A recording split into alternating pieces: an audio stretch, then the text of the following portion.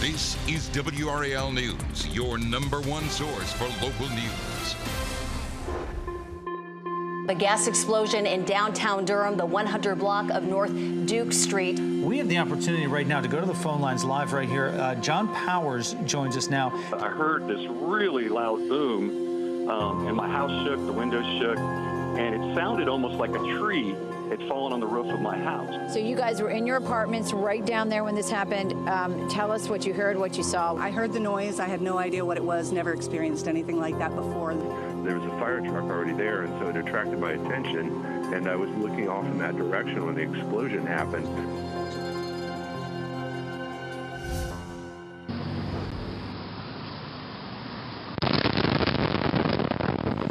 And that was the sound. A deadly explosion rocked the city of Durham. It's a story we have been covering since this morning.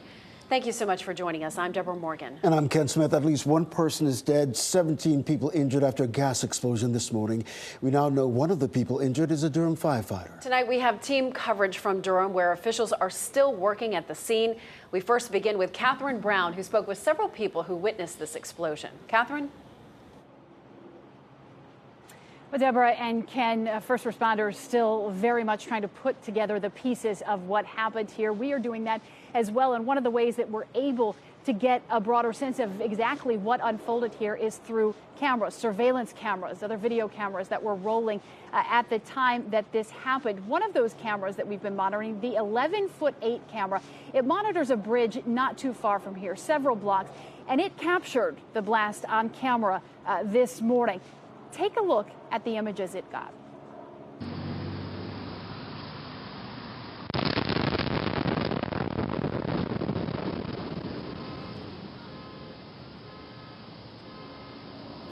As you can hear that loud exploding sound there, and you can hear car alarms going off as this continues to ricochet. The force from this blast continues to go.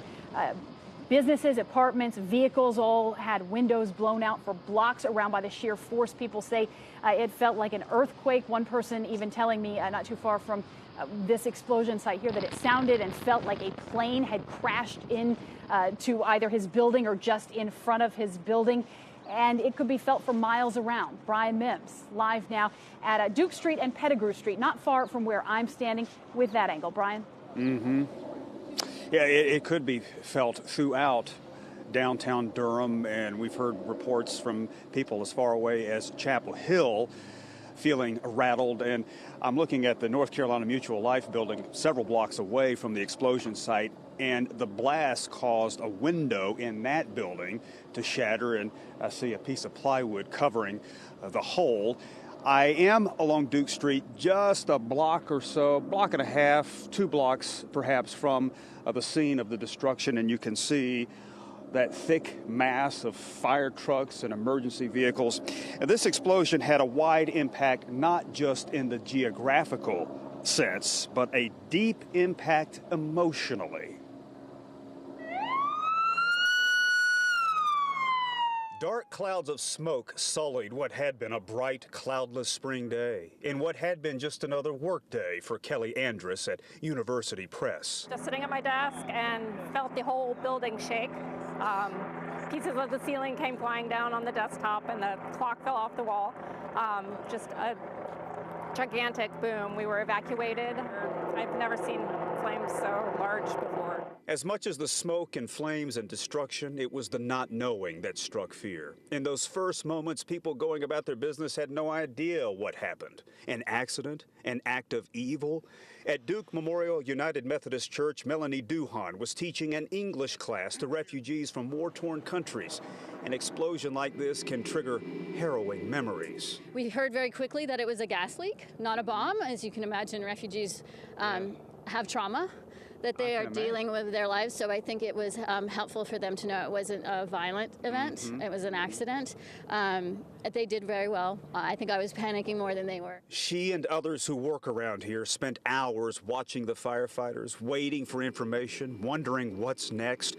As she recounted those first moments, Melanie Duhan welled up with emotion. And I notice your eyes water. I'm sorry. I'm emotional. You're getting emotional? Yeah, it's it's a big event. This is not something that happens in my life. I'm trying to take on how it must feel for people that live with this more often. Like those refugees to whom she was teaching English, they had come to Durham to escape the fog of war. But even in peace, tragedies happen. And this is a live look once more on Duke Street from Pettigrew Street. Aside from the pollen and the dust, the air is considerably clearer than it was 5-6 hours ago when we showed up here.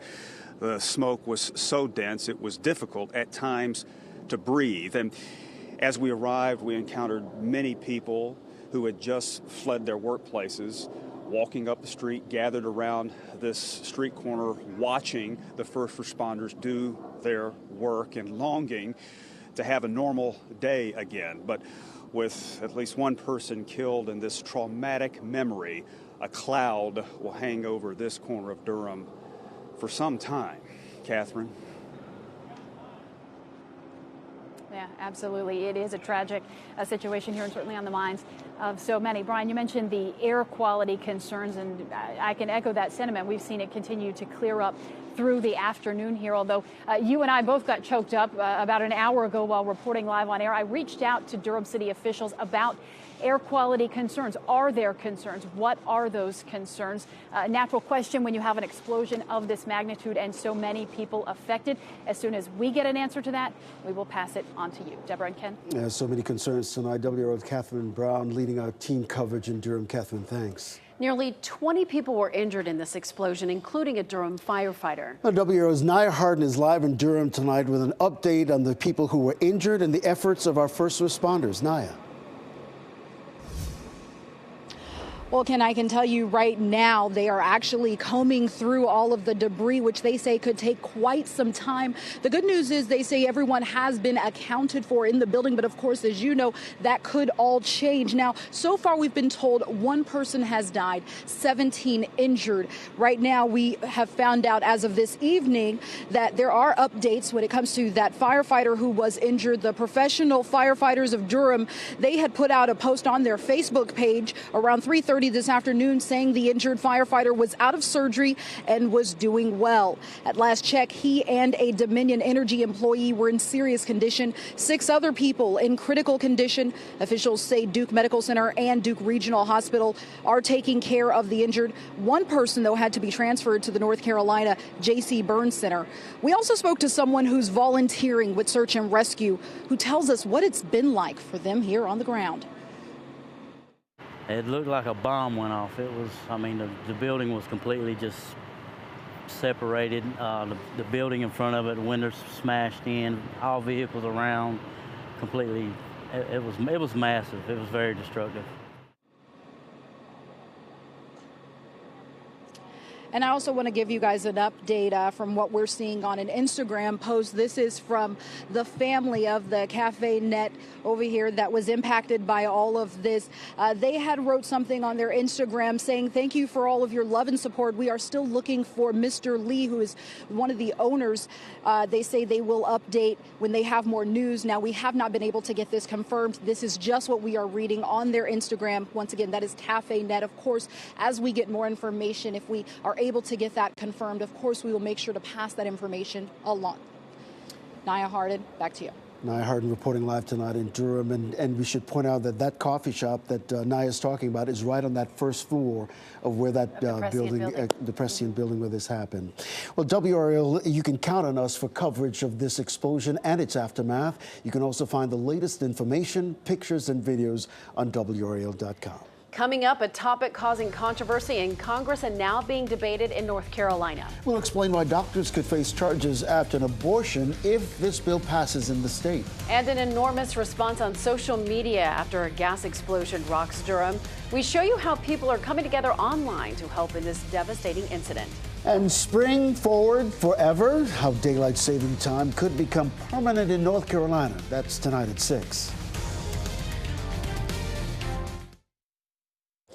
North Carolina lawmakers are debating a topic that caused quite a bit of controversy in Congress. They're considering a bill to charge doctors with a felony if they don't provide medical care to a child born alive during an abortion. Well, it's not clear how often that situation arises. WRAL's Capitol Bureau Chief Laura Leslie is live at the state legislative building with that debate. Laura?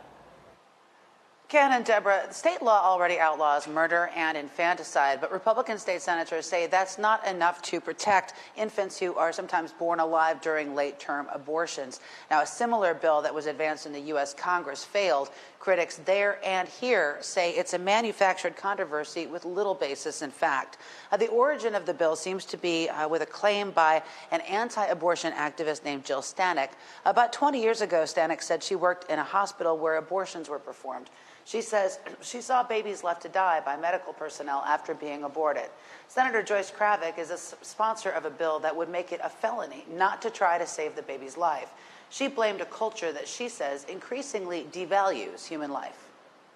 A right to an abortion should not translate to the right for a dead child, no matter what happens. He or she should be treated with the same degree of medical concern that any other child born, whether wanted or not, is treated. This is something that just doesn't happen, and it is deliberately being mischaracterized to shame women and to make a court case to overturn Roe v. Wade. That was Democratic Senator Terry Van Dyne saying that doctors do not leave babies to die. According to the CDC, only about 1% of all abortions in 2015 were late term. And in cases where the fetus was born alive, 2/3 of those were cases where the baby had a fatal defect or the mother's life was at risk. This bill could be on the Senate floor for a vote as soon as tomorrow. Back to you, Ken and Deb. Thank you, Laura. Well, a man collides with a trooper's cruiser during a chase. What was inside his car that had him racing away from authorities? The sentencing phase in the trial of a Wake Forest man convicted of murdering 3 neighbors was cut short today when a juror experienced a panic attack. The hearing will likely resume tomorrow morning. The jury found John Sander guilty of 3 counts of first-degree murder. They must now consider whether he should spend life in prison or be sentenced to death. Sander has been diagnosed as bipolar. Experts testified this week Sander also has a borderline personality disorder and is narcissistic and paranoid. New information tonight about a Wake County chase that ended in a crash involving a trooper. Sky 5 was over the scene yesterday where it ended on Highway 64 in Knightdale. Authorities say Vashawn Evans refused to stop for a trooper on I-540 around noon. Now, according to the arrest warrant, Evans had broken into a home and stolen a camera, computer, PlayStation, and several other devices worth more than $4,000. A trooper chased the driver onto 64 when the car collided with the trooper's cruisers. Eventually, the trooper conducted what's called a pit maneuver to stop him. Evans is facing several charges. We are looking at different angles of this explosion and ways that we can describe the damage to you. Let's take a look at some of the ground video now, showing you how serious the damage is from this deadly gas explosion in Durham. You can see in this video blown out windows on the buildings and debris all over the ground. When this explosion happened, videos and pictures started popping up all over social media. WRAL's Sloan Heffernan is in the live center now to explain the widespread reaction to this event online. Sloan? Yes, this deadly explosion played out on social media as it happened. People living and working downtown posting pictures like this one from Robert Mentz. This was taken shortly after the disaster. At that point, he wasn't even sure what happened. It simply said reports of a gas leak. We later found out it was a gas leak that caused that explosion. This is from Dr. Charlini. He reports that he felt a huge explosion about 30 minutes ago. So that had to be sometime around 10:30 in the morning. He says it looks like the building exploded. Here's another image. This is a video that was posted. Crazy explosion in downtown Durham. Felt it from a few blocks away. And here's this other image taken from up above, a giant shake in downtown Durham. The photo is showing up at their work and they're hoping that everyone is okay. And as we found out, we had 1 death so far reported in this explosion. And here's a dramatic photo from the ground level of the flames shooting out of the Prescient building. The backside of that building exploded, and right now it looks more like a war zone. Back to you. Sloan, thank you. If you have pictures or video you would like to send to us, use the WRAL News app or go to WRAL.com and click on the Report It link. Well, the calm from this morning just shattered by that explosion. Such a beautiful yes, day, it too. was. And on a day like today, this is when social media really shines because you can really get the word out fast. And so, yeah, a lot of great pictures coming out of that area. And of course, when we talk about shining, we talk about the sun as well. And it was a sunshiny day. We have another WRAL Weather Watchers picture to share with you. And today's theme is all about the pollen, the nastiness of it. This is a look at Lake Gaston. Linda Harding Elm sent me this picture. You can see how it's congregating there on the shore by the dock. Just maybe a week or two left of the yellow pine pollen. And then the weeds and grasses will start up. So we get rid of one bout of pollen and another one coming up. And I know both you and Ken, Deborah, have issues with pollen. A lot of folks are suffering, even though it's been a beautiful day. Hard to be out there. And I dare not mention the mowing forecast. For those of you who are allergy sufferers, sorry, but it's got to get done. If you need to mow, you might want to do it this evening or tomorrow evening because Friday, Saturday, Sunday, and early Monday do feature some rain. The weather's great this evening, 70 with a light southeasterly wind. Now, our weather billboard, the story for the coming days, weekend storms are possible. Remember yesterday we were talking about some uncertainty for Friday, Saturday, and Sunday. Well, it's looking more certain that each day will feature a chance for some rain. Nothing going into tomorrow. So if you're going over to the Durham Bulls game, Carolina Mudcats game, weather looks pretty good for their opening days. Friday, 30% chance of rain. It begins to ramp up Friday night. Saturday, Sunday, we're going to go about a 50-50 chance for rain, but I'm telling you right now, these numbers are likely to go up, especially as we head into late Sunday and Sunday night when a cold front comes in. And I think this would be the better time period, late Sunday and Sunday night, to see a strong to severe thunderstorm. I don't think we'll have the dynamics for Saturday, certainly won't have it for Friday. So first look at the weekend, 77 for Saturday. We'll have mostly cloudy skies. We've got a front coming in that may stall across the area, keeping storms in our forecast. Right now, again, we'll go 50% chance. And then on Sunday, the majority of the day could end up being dry until we get to the evening hours and overnight. So we're going to shoot for 80 if we have ample sunshine. And again, right now, just a 50% chance for rain. So a big storm system out west across the plain states. We're talking about snow, possibility for severe weather, thunder snow, also blizzard conditions, winds gusting 60 to 70 miles per hour, up to 30 inches of snow in some locations. Over 200 million people impacted by the storm from beginning to end. For us Thursday, we're just looking at some upper level clouds that'll give us a partly cloudy sky. Now on Friday, the main energy with this front is well up to the north. So we're not going to have the dynamics in place on Friday to produce any severe weather. There are storms in the forecast, especially as we head into Friday night. There's 6:15.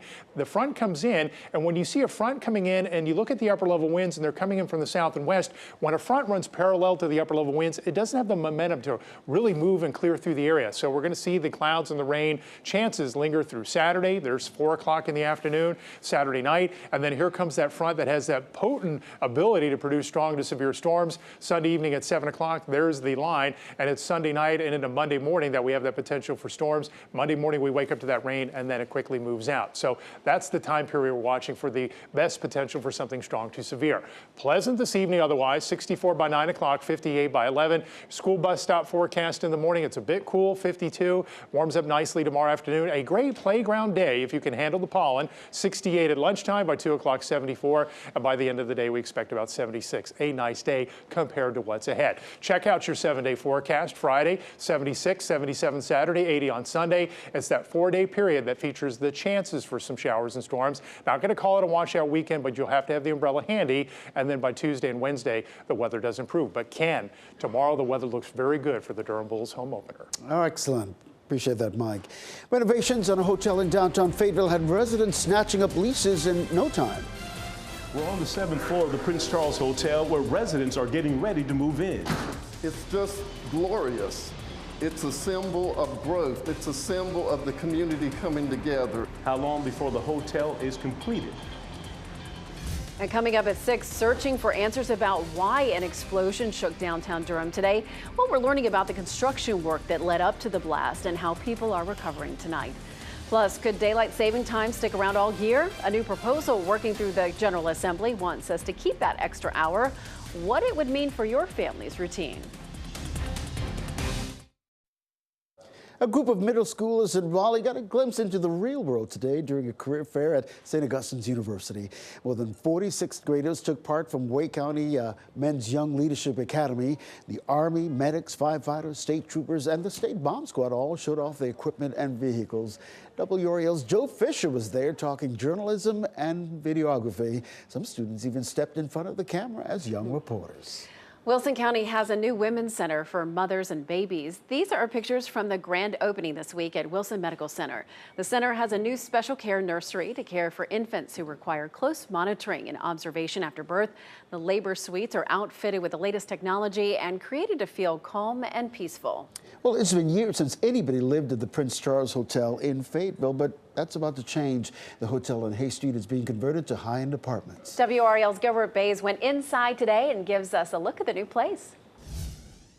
Well, I'm on the 7th floor here at the Prince Charles Hotel. Renovations have been going on now for about a year and a half, and now it's time for residents to move in. Laverne Oxendine has been looking forward to moving into his new apartment here at the Prince Charles Hotel for some time. He's lived in Fayetteville for 10 years and says there's a lot of good reasons to live downtown. From here, you can park your car on the weekend and not even see it until Monday morning. And on the weekend, you can walk to the movie theater. You can walk, well, of course, to the baseball games, definitely. As you make your way around the hotel, you can see there's still a bit of work to be done, but the 7th floor is complete. Carpet runs the hallway and appliances are in place inside the apartment. Oxendine could have chosen to live any place he wanted, but he chose downtown Fayetteville for a reason. I mean, this is the heart of Fayetteville. It's the heart of Cumberland County. And we all want our downtowns to continue to prosper. Off the races since then. No one knows that better than Jordan Jones. His great-great-grandfather helped build the hotel that opened in 1925. Jones's group of investors have pumped more than $18 million to fix up the once majestic hotel. There used to be about 110 hotel rooms inside the Prince Charles, and we basically took 2 hotel rooms and combined them into a larger apartment. So the 1 bedrooms are about 600 square feet, start about $1,000, and the 2 bedrooms are larger, 900 square feet, and about $1,500 to $2,000. It's magnificent, and the view is worth it. Now, you got to admit, this is just about $1 million view. Renovations on the hotel have been going on for about a year and a half, and residents are going to be able to move in May 1st. In Fayetteville, Gilbert Bays, WRAL News. You know, you've been to Fayetteville many times, and you've seen the redevelopment along Hay Street, but that building sat there for so many years, and you knew it had so much potential. Everyone's so excited because, yay, it's about time. Absolutely. And we're now told 30% of the apartments have been rented, and many of them, as you saw there, have a great view of Segra Stadium next door. And that stadium people are very excited about because that means Double-A baseball is coming right there to Fayetteville. Don't have to leave home. All right. Well, tonight at 6, more school districts closing for a planned teacher rally that drew thousands last year. Which school systems are affected and what those teachers are fighting for. WRAL News at 6 starts right now.